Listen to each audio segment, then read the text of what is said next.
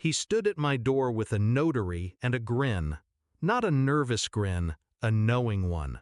The ink-black Mercedes still idled behind him in the driveway, humming like it knew the plan, too. "Thought we'd make it easy for you," he said.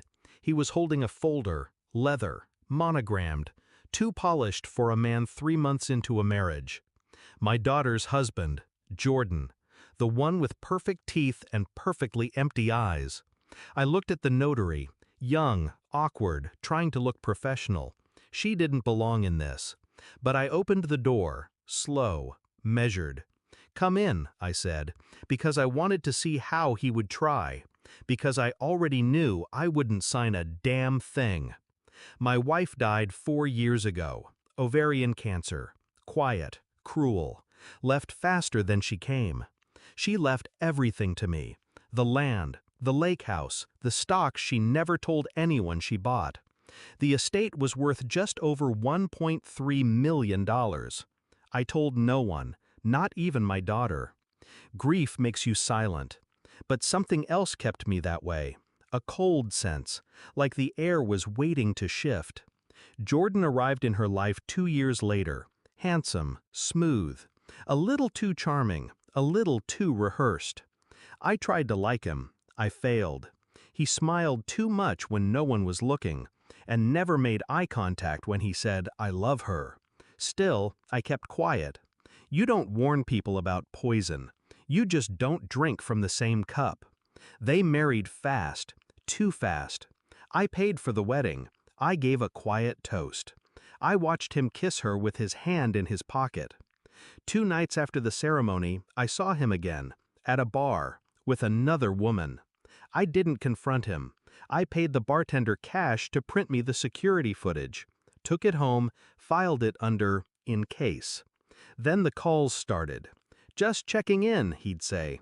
"How's the place holding up?" He never asked that before, never mentioned my wife's name until suddenly he was quoting her will like he'd written it himself. He wanted to help manage the estate, said we should move things to a trust for my daughter's future. There was something in the way he said it, like I was a failing organ in the body of their plan. I checked my credit reports, then my property filings, then my daughter's emails. She still used the family account. He'd sent her articles about inheritance law, about how hard it is for old men to manage large portfolios. He was conditioning her, making me look fragile. It was a long con, and I let him think it was working. The notary was shaking. "Just a couple of signatures," Jordan said, flipping open the folder. "Power of attorney, simplifies everything. Don't worry, it's standard." Standard.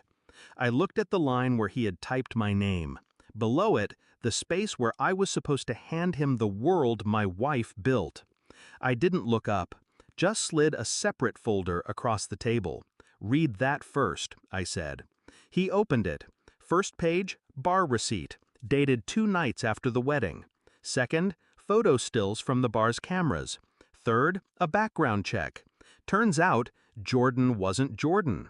2 aliases. 1 sealed arrest record. 3 bankruptcies.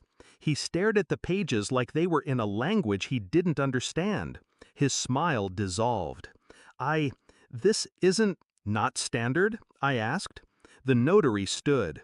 I need to go." I nodded toward the door. She fled like the room was on fire. Jordan stayed. Because cowards don't run. They beg. "You set me up," he said, voice shaking now. I looked at him for a long time, and said nothing, because he wasn't worth my anger, only my silence. He tried to save it. "I love her. This isn't what it looks like. It's not—" "It's exactly what it looks like," I said flatly. "I made mistakes, but she doesn't have to know. She already does." His face twisted. "What?" I reached for my phone, tapped once, played the voicemail. My daughter's voice, crying. I found the messages. "He said he married me for access, Dad. He thought you'd die soon." She found everything before he could get here. She called me first. He sunk into the chair like something in him finally snapped. The con had crumbled. The inheritance was a ghost, and the future he built on lies had just vanished. I stood. "Don't come back here," I said. Not loud, not threatening, just final. My daughter moved back into the guest house. She hasn't said much, but she watches me now with a different kind of gratitude. The kind born from being saved without ever knowing you were in danger. I never told her about the $1.3 million. Still haven't. She doesn't need it. Not yet. She needs peace, and I'll guard that more than gold. Jordan left the state. Tried calling twice. I blocked the number. There are worse punishments than prison, like being seen, truly seen for what you are, and being left behind by the ones who once believed in your smile. He came to steal a fortune. Instead, he watched the illusion of himself fall apart under the weight of a man who didn't flinch.